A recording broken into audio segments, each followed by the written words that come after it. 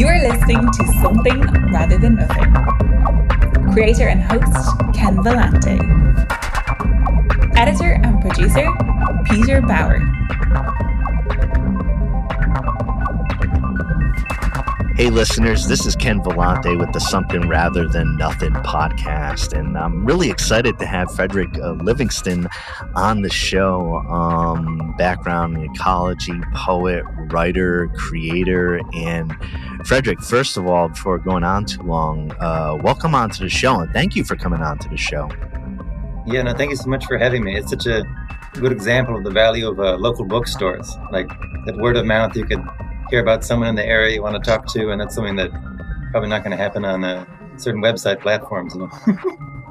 Yeah, for real, in real life, in a local bookstore near where I'm recording in Albany, Oregon, Browser's Bookstore, and Abe Richmond, owner. And I talk about that bookstore a lot, but I've worked in a bookstore and lovers of books, and you as a writer and, you know, publishing books.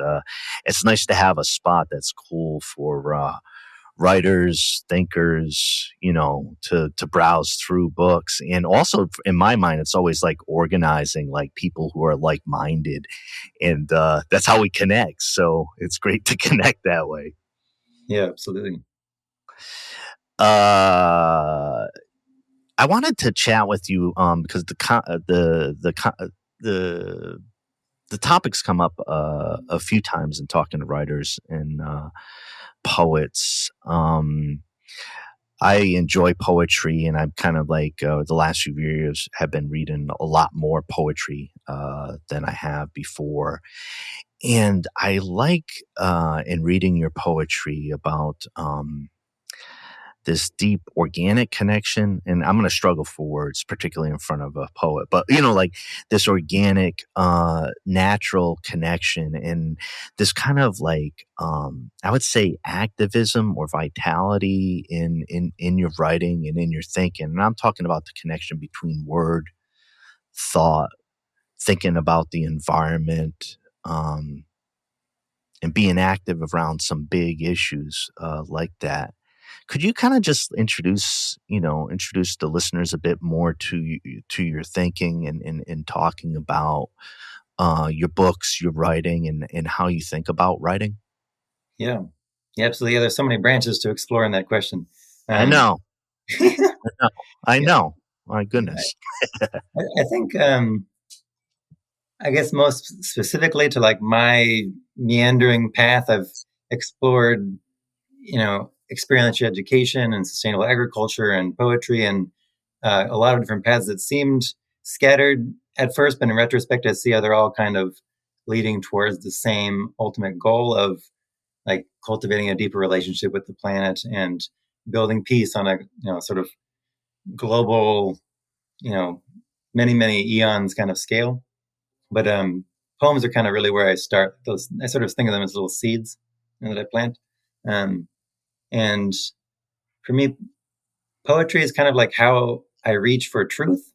I think when we talk or when I'm writing prose, it's kind of a way of speaking, like kind of my mind to your mind. And poetry feels more like opening myself up to what I know at deeper and deeper levels, like things I might not know that I know. And so it feels sort of more like listening. And I think in my life path, I've really found how I can connect that, you know, little piece to my larger way that I fit into the world as someone who identifies as an ecologist or someone who really wants, like really believes in a more fruitful earth. I guess that's sort of one metaphor that I return to. Yeah. I appreciate that. I wanted to chat about art conceptually, and then drop back specifically in the work that you do, in your creativity. Was there a moment that you identified as an artist, or you felt like I'm an artist, and kind of inhabited that identity more fully? Did you always feel that? Do you struggle to feel that? So seeing yourself as an artist, when and how did that happen? Yeah, I think it's not something that I just was born instantly feeling like I was a poet. I think I really, cut my teeth as a poet on the show called Trivia King and local access TV in Olympia when I was sixth grade. My middle school put on a pretty Heck yeah. silly trivia show, and I was No, the it's resident good. poet. So I brought such classics as "Ode to a Chair," where I sang the praises of a chair, or "Ode to Awkward Silence," where I just stood in front of the camera for 2 minutes saying nothing. And so it was sort of I was inspired by poets maybe like Shel Silverstein, who have very Heck whimsical yeah. kind of tone. Sure. Funny. Yeah. But then I think in high school, I took English classes, of course, and standard public education, and poetry was kind of presented as something that was maybe fancy or kind of on a high shelf, or I felt like I didn't really get it, and that it wasn't so clear how it fit into my life or what Yeah. I would do with it. And I think it wasn't really until I started going to open mics and performances where people were really, carrying their truth forward and handing it to the audience and seeing how that charged the air between us with so much electricity, and seeing how it could Yeah. really be a catalyst for change and for, personal and cultural growth. And that was when I started going to these events more often. I still didn't really identify as a poet, maybe, but I saw the pull was there, and I think my initial experiences were a lot of, I would be so anxious when I'm waiting for my turn to speak, and then you stand up from the mic and you say a few words really fast, and you sit down, and so much of the experience is about, looking for validation in the audience and kind of, expecting something else in return. And the more that I sit in that space, the more that it becomes about what I need to say, like what ideas I need to put in the conversation. And it's almost like I'm just waiting to let it come out of me. And it's not about, oh, what will people think? And, so much, I can be much more present when I'm standing on stage. And that's sort of been my growth in that. But then at the same time that I was starting to get into open mics, I, was studying in undergrad environmental science, and, I learned about all the ways that humans are killing trees and polluting stuff and killing each other. And, there's just all these, reasons for despair that are totally legitimate that I was studying in a formal way. And Yeah. it also wasn't really clear to me how I fit into that. Like there's these huge problems and I'm this one person. How do I connect those two things? It just kind of seems irreconcilable. And the more that I've worked both in poetry and ecology, I see how they really feel like the same thing to me. They come closer and closer the farther we move forward. And I think that's because it's more clear to me as I've gone on to study and practice ecology more, that, it's not like we're waiting for 2% more GDP growth or one big crazy invention to solve environmental problems. It's really going to come down to our relationships to the planet. And that means to each other and to ourselves. And that's a space where poetry gives a lot of freedom to reimagine how those pieces fit together. And so it wasn't really, I started to feel like, oh, yes, I'm a poet, when I saw how that was my entry to respond to these huge environmental issues that I didn't really have the language to sort of wrap around before. But I see how that's my role in it. Like if I can bring new ideas to the conversation, if I can help humans imagine different futures, because we have to imagine them before we can reach for them, right? Like we have to have the ideas. And so if I can be part of that generative engine, then it's clear to me where I fit into these, huge, really complex issues. And that's when I started like, oh yeah, I'll tell people I'm a poet. I'll introduce myself as a poet. And now I feel less shy doing that. But it wasn't for most of my life that was the case. No. Oh, wow. It's yeah. Now you introduce yourself that way, and I think, like for me, just talking about poetry specifically, just to I studied some time ago as an undergraduate, English literature at the University of Rhode Island, and just adored writing and reading, and did it just just a lot of it, and had some traditional and non-traditional introductions to poetry, which helped spur my mind. And life goes on, and there are these times for me intellectually where I go into different areas. But doing the podcast, it's been really indicative to myself. Like the first 10 episodes, I think I had 3 poets in the first 10 episodes I did, when I first started. And it just there's these signals to me that I was like reconnecting strongly, like to the power of poetry, and just seeing it as like such an effective and unique way of communicating and saying things that I'm sensitive to, and being like, I know what that person, like, I know some of that soul of what they're saying, and that immediacy that I feel in your response, like the live, being live on stage, that kinetic energy. That's where I think the organizing is, and the thinking is. I got a question, and feel free to riff off anything I was saying right there, but I got a question about, I'm always interested in people who do things spontaneously, or stand up, or the live mic, or step into that space, poets, spoken word. I haven't done it formally ever. Like, I've done other things artistically, and I always like to look in and see what that's like, and what that experience is like for you, that immediacy of it. Scary, thrilling. I heard you say it was a journey for you to get to where you could do that. What is that live piece for you as a artist performer? Yeah, absolutely. That's a great question. Like I said, I started out being very self-conscious about it, and very much of it was just my own intellectual experience of, what's going to happen.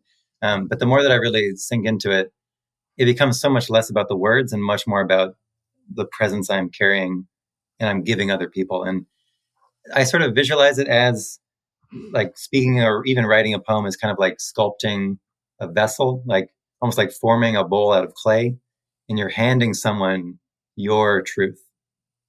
And it's so different than telling someone what to believe. It's not like, oh, you should think this. It's like, this is what happened to me.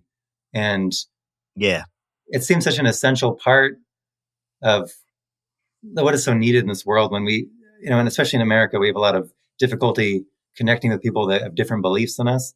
But a poem is not an argument, right? It's not like trying to engage you in that way. It's just a testament of like, I am feeling this in the air and moving it towards the audience. And it's, it's not a debate. And I think when art really invites us to be changed, and when we come into an open mic space, or even into an art gallery, or another setting, any performance, if we really are going into that space with an openness to receive something and be changed, it really unlocks us. And I kind of imagine it when I'm performing and I'm reading, that we're almost reverting to some sort of primordial soup, where we're almost like elemental again, right? We're like, we can get curious. What would happen if I connected this idea with this idea, or this molecule with this molecule, or this body with this body? And we're kind of reinventing the foundation that our beliefs rest on, right? We can reimagine our culture at a fundamental level, and so much seems free and up in the air. And that is very energizing to me, like to be able to get out of this stuckness where there's a lot of, in the environmental discourse, there's a lot of fatalism and like, humans are this way, and so this is the outcome. And there's a lot of problems, and just really getting fixated on despair. And performance is a way where I can fully acknowledge and embrace that, but not be stuck in it, that I can be moving through that. I can talk about pain or excitement or possibility, and not just sink into it. And I think that is so healing for me, just in the performance itself, but also I think is what is really needed for our larger cultural evolution. And feeling how I can fit into that is really, it's exciting. Yeah, that's really great to hear. I think one of the things, like, sometimes, and it's not necessarily like an envy thing, it's just I always look at awe, and people can do particular things, and for me it's that kind of like And I do it in spots, but really doing it and really that tightrope kind of act of that live performance. And I think all the advances I've made to like speak publicly and to speak well publicly come from like a rudimentary or like overcoming so much where it was specifically the last thing I wanted to do on earth for a few years in my teens and early 20s to be put in the spot to say things in front of others. And I'm like, anything else, earth options and that. And, and I got through it in different type of ways. So there's a particular enjoyment in thinking about it. I heard pieces of what you were saying and like kind of like a journey and like the energy that you connect with that. Comfort in connecting with that energy. Stand-up comedy. I love stand-up comedy. I adore folks who can do that somehow like in that way. So I love that energy again, the kinetic energy. I was wondering, we got a couple more art questions I'll ask after this, but I was wondering if you could chat about the moon and other fruits, and about your writing and as it being formally collected, as a book, being book lovers that we both are. Talk about your books and your writing a bit and where it shows up for you. Sure, yeah. Yeah, the Moon and Other Fruits is the first book of poetry that I put together, and it took many years. I think I didn't write them as a vision of being a book, but I often write instead of the way that some of my journaler might take a photo, but to kind of capture a moment and a place and a feeling or an experience of what's happening and preserve that. And I find if I go back and read those, I can kind of re-inhabit that in some way. And it's been helpful at different points in my life when I feel really disconnected. I'm like, oh, like I felt love very clearly in this moment, or like I felt this, and I can't really argue with my past self, if that makes sense. It's like that's what I'm attesting to at that moment. The Moon and Other Fruits. It took me many years of cobbling it together and sort of having a critical mass where it felt like, okay, now it's a book, and then finding a publisher who was interested in taking on the project. My tree book, The Trees Are Bridges to the Sky, came kind of more quickly, more suddenly, because I had been studying at the University for Peace in Costa Rica, where I was studying sort of the intersection of environment and culture and peace broadly. And I had produced this thesis at the end that was sort of a synthesis of the ideas I had been working on there, but it was this big, dense academic text that people were kind of thrown off by, maybe.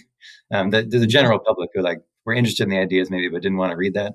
And so I took all that research and those ideas that I'd been thinking on and turned it into a book that was more hopefully digestible or approachable for a wider audience.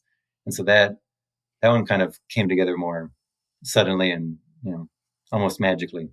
And so now suddenly here I am with 2 books when I went from not very much, not that long ago. So it's been a great foot in the door, because then you can say oh, hey, I have this book that I want to read, and it's sort of a seed that you can then plant as an event. It's always a thing. It's always a thing to have a book out, a piece of art, and point it for creators and artists. It's cool, and that's part of what I like connecting, being able to connect with you, and find out what's going on, seeing it on a bookshelf. It's out in the wild. I do it my show, it's an indie podcast, right? So get your stuff out there. I like that vibe. And being in Oregon and being near Portland, Oregon, primarily, there's and they've been around so much art. So there's an environment for me, at least what I bounce around with, that it's like I'm bumping guitar everywhere, and it's a cool vibe, and it's good to connect with you. All right, let me hit you with one of the philosophy questions. Formal. What is art? We've been talking about art, creativity. What is art? Oh, yeah, I guess. Yeah, I talked about it a little bit, but I really think it comes down to for me, art is an invitation to be changed. or poetry specifically feels like language transcending itself. Like if I just wanted to tell you something, then I wouldn't need to write a poem about it. And I can just intentionally write down something I want to say, but a poem feels more ephemeral. Like you kind of have to let it visit you. And so it's something that maybe we are open to, like art is something we um, open ourselves to rather than something that we can force or go catch. Yeah. I like it. Yeah. The You've given an answer to this in what you said before. I ask and follow up the role of art, or maybe the energy or the activism. Not to put it, speak Yeah. for you. What is the role of art? Yeah, this is something that I actually talk a lot about in my book, Trees Are Bridges to the Sky, and sort of how I fit my own role as an ecologist into this art space. I think that we don't give enough credit for the power of language in our world. Like so much of the world is just human ideas, like whether it's a war or borders or economies, like these things have real physical consequences for people that are caught inside them. But ultimately, they're made of ideas and our agreement on what is true or what is normal. And I think recognizing that is a huge doorway into how much really is up in the air that we can change. And specifically, like an example of that, I talk about in my tree book the metaphors we use to place humans in relationship to the earth. Industrial culture, I hear a lot, especially in academic writing, that describes humans as parasites on the planet. They're sort of, sucking the life energy of the planet. And I see where that comes from because there's a lot of real harm that we're doing, and I don't discount that at all. But I also see how it leads us towards shame and scarcity. And I think that the best response to that is like, oh, we should be more conservative or more restrained. But like, I think at the worst, it often takes us to overpopulation. There's too many people, and it takes us to eugenics or to like just frantically trying to reduce ourselves until we are nothing, which at best will slow down how long the earth has to live, like well, sort of palliative care. And that's fundamentally different than imagining like, what if humans are fruit, right? Like, what if we can put that language into the conversation? And the big difference to me is that, fruit is still utterly dependent on the tree that it hangs from. Like we're still utterly dependent on the earth, but we are the earth. And so it no longer makes sense to put ourselves in opposition to the earth, right? Like we're no longer attacking the earth. Like we are the earth that we are trying to save. And that unlocks so much compassion and ability to see deeper motivations. Like I feel like when I was studying environmental science in undergrad, the explanation I was given was that humans are just greedy. And so we destroy the planet. And that's just sort of a consequence of our nature. And that's, we throw our hands up. But the more that I've sat with that and questioned that language, and even my own like introspection through meditation that I've done throughout my life, I see how when I desire something or when I have some impulse of greed, what's underneath that is always like a fear of future scarcity, or I'm not going to belong if I don't have this thing, or I'm not going to be enough, or there's all these underneath things. And when we can go there, then we can meet each other at a much more human level that can really address these fundamental causes of war and pollution, all the sort of surface level things that we're fighting. And that ultimately is just a matter of language, right? Like it's something that we're moving through depending on how we talk about it. And that feels so much more hopeful than just getting stuck in, well, humans are this way or this way. And I absolutely think it's the role of art to bring a looseness or breaking those ideas open and having people really examine them and showing how much we really do have influence over when there's so much despair in our culture that gets stuck there. Yeah. No, I mean it's tough to follow what you had to say there. I was listening so intently, but thanks for your comments of like going, kind of going through it and kind of the results of our actions. And I think there was something you said about I think it was a radical shift of the fruit and thinking Mm, about things in a different way fundamentally in the language that you're trying to mm, use of being like, look, if we have it framed, at least in my head, if we have it framed in the wrong way, like it's always going to feel wrong, and always mm, feeling wrong has to be adjusted like mm, somehow. And I've I've engaged in meditation influenced by Tibetan Shambhala, American kind of mm, tradition or North American tradition, mm, and many other different techniques. And I love that you brought that up in just kind of everything that we're talking about. And, it might be put in terms of mindfulness and some of the discoveries are like, for me, I'd say like hungry mind, where like mm, scarcity or like a negative mindset.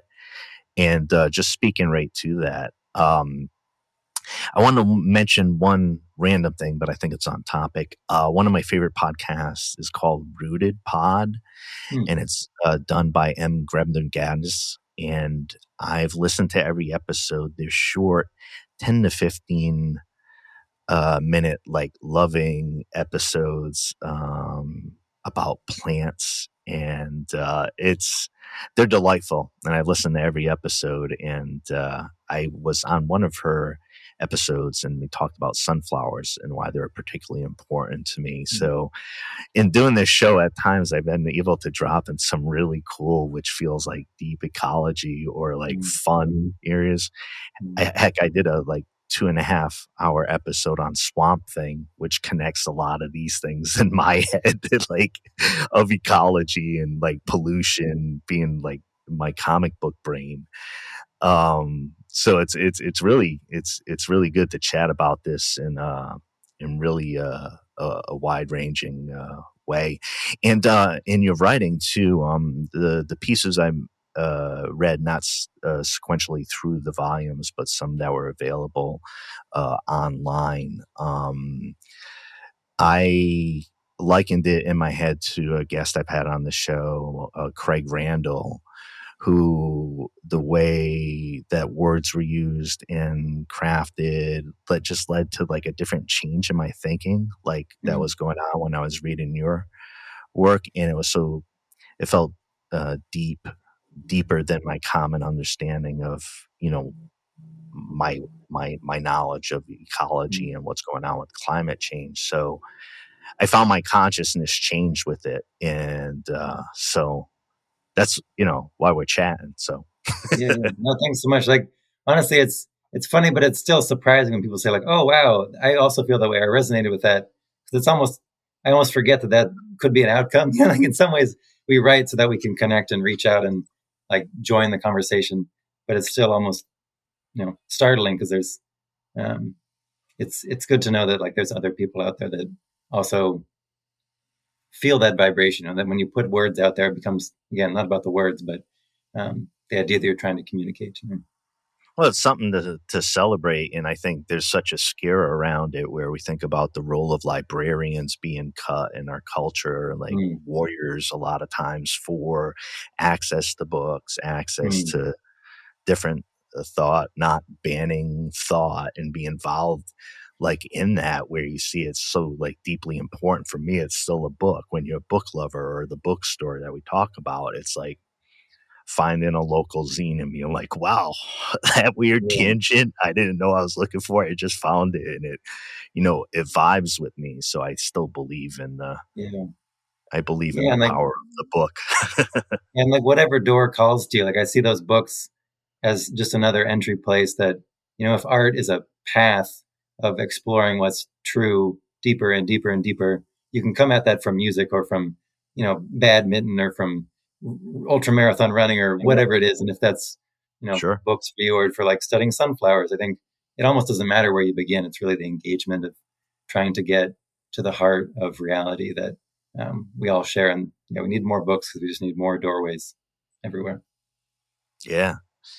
Listeners chatting with Frederick Livingston, you know, a lot of different words, artist, poet, writer, activist. So I like I said, being able to chat about these topics and really range around. I wanted to ask you the big question, the why is there something rather than nothing question. So why is there something rather than nothing? Yeah, and I appreciate this question. When I was thinking about, how to respond to this, the more I sit with it, the more I really feel like the question feels like enough to me. And I can kind of try to unpack what I mean by that. But like, there have been times in my life, I was talking about when I was in undergrad studying environmental science, and so much despair visited me, and it's like so hard to connect with an answer to that question. Like, why are we here? Why am I specifically here? Why is life here? Like, what is the reason to, open my lungs and receive air, or this next heartbeat? And feeling so absent from that intellectually, but still my body did, the heart did beat, my lungs did fill with air, and, all the cells in my body continued to, move around just the right way that facilitates the process of my life. And I think it's easy to dismiss that as just a bunch of, meat bumping into itself, just a bunch of like bumbling mechanics, but that doesn't really feel very satisfying to me. I think the more that I think about it, the more I think really it's the question that is animating us, right? Like my heart is beating not because a certain number of heartbeats will occur until my destiny of being on this podcast with you, or becoming a poet, or becoming some end point, some answer. I think our culture does focus a lot on answers, and that I guess when you die, then you have an answer what your life was about, right? You can look back and you can tell a story, and there's a period at the end of the sentence, but that's not really what life is. A process or a happening, an unfurling. I really see that so much when I think about, when life was just strands of DNA in some vat somewhere 4 billion years ago, and, things have turned into toucans and, tropical rainforests and narwhals and all these, beautiful expressions. And none of them really feel like an answer to me. They'd all feel like questions, like, what if this could happen? Like, what if I had these wings? What if I had these flippers? What if, what if I tried poetry? What if I, went in this direction? And that feels so much broader and so much more alive, or much aligned with what life is, or how I experience life. And so it really feels less like an invasion of the question to me the more I think about it. But like, really, that is it for me. Like, we are trying to explore that through every moment, through the way that we live, through the way that we show up in the world. And that feels like enough of a reason for my heart to beat, because it's wondering like, oh, what could happen in this next heartbeat? And that's enough to pull it forward into the future. And I guess that's what really like feels true for me. Yeah.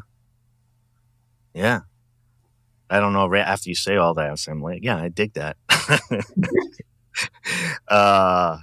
No, thank you for, and I think what's funny about the question, like I talk about the question a bit, is like, as important as it's supposed to be, it's also like clumsily posed when you pose it, because folks say like, it isn't that, or like put more in the forefront the nothing, show that there is something, maybe from a non-duality Eastern perspective, that, like there is nothing, or, like it preempts that type of argument. So I still always think as big of a question and how it's supposed to be the big one. I also think it's always like clumsy, and I like the clumsiness. Yeah.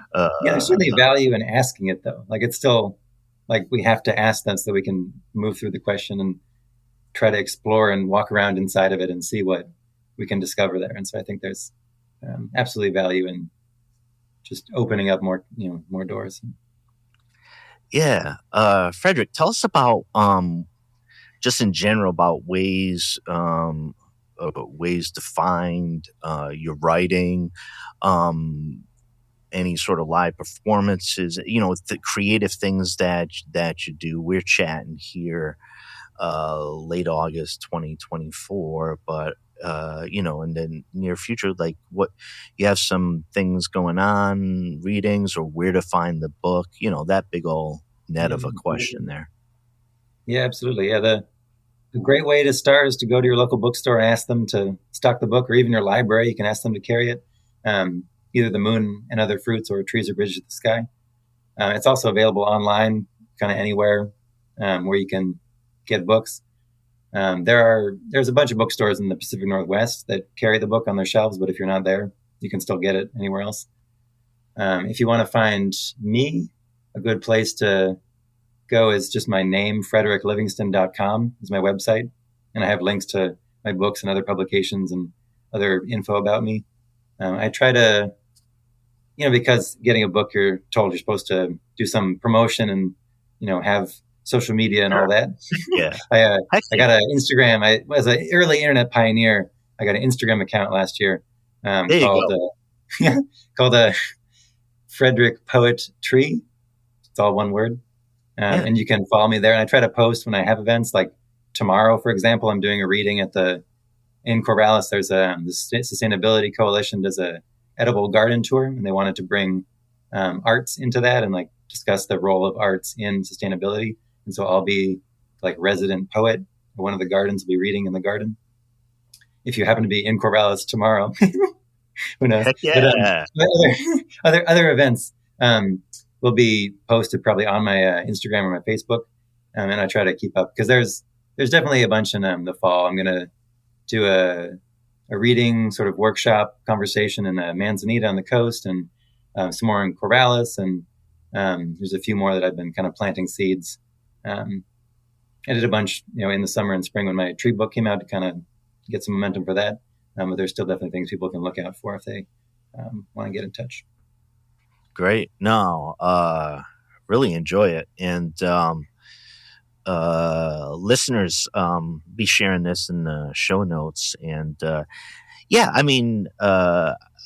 on, with the Instagram. The show is on Instagram, pretty active there, has an audience there. And, there's a vortex not to get sucked into, I think, regarding any of these areas, at least for me, social media wise, but has a presence there. And it's, I think I'd like to have fun with it and to be thinking about things. But it's been really super to connect with you and just thinking about the scope of the conversation. Really appreciate you chatting about, all these topics, and I could definitely see like in hearing this conversation for myself as helping to create it with you, being like, wow, I had 3 questions over there as well. So a follow-up conversation would probably be like super and kicking around the philosophy. And I wanted to, if you didn't mind, even though it's a little bit dropping here at the end, I wanted to read something that I had read as far as just a sentence or two of a bio you had written that I thought was just a really wonderful. So I just wanted to read that now if I could. Frederick Livingston lives in the liminal space between experiential education, sustainable agriculture, and peach building. His work has appeared in numerous literary and scientific journals, public parks, and bathroom stalls. I just love that line, and I just wanted to read that. It's from a bit ago. And I just thought it kind of introduces or like ends or tries to sum up the range of the type of conversation, on this show, and really happy to kick it with you about these topics, and look forward to try to connect even personally and locally and otherwise. And folks, listeners, check out Frederick Livingston in the ways we'll have in show notes. And been great to connect with you and chat about the big topics that the listeners and myself enjoy. So thank you so much. Yeah. Thanks for having me. I'm glad that you like that part of the bio. My grad school had a call for poems that they were going to put in the bathrooms in school. Yeah. And so I entered my poems into the competition. It's nice. But yeah, it's been so great to be able to connect with you. And I appreciate the chance to engage with these questions because it helps me kind of think through like what do I really believe, and what is deeper in there, and kind of dredging more out of me. And I appreciate the chance to walk around and articulate that with you.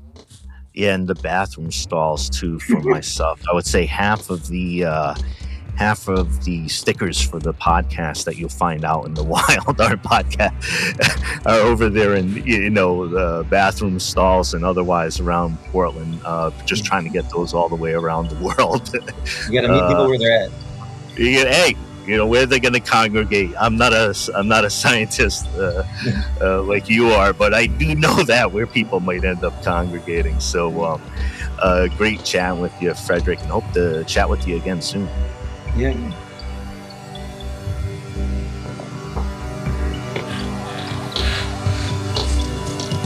This is Something Rather Than Nothing.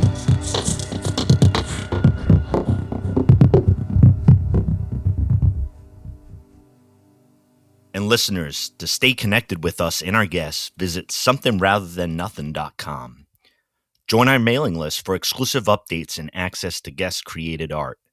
If you enjoyed this episode or any episode, please like, subscribe, and leave a review on your podcast platform. People really read that shit. Your support helps us reach more listeners and spread our community across the planet. This is a global show, and we like to give a shout out to our many listeners across the world, including many listeners in Canada, Spain, Germany, UK, Argentina, Brazil, India, Thailand, and so many more places. Be sure to follow us on Instagram at Something Rather Than Nothing Podcast for behind the scenes content. And the best way to help the show is to tell your friends about us. If you love it, they'll love it too. Tell your friends who love it. We love you. This is Something Rather Than Nothing Podcast.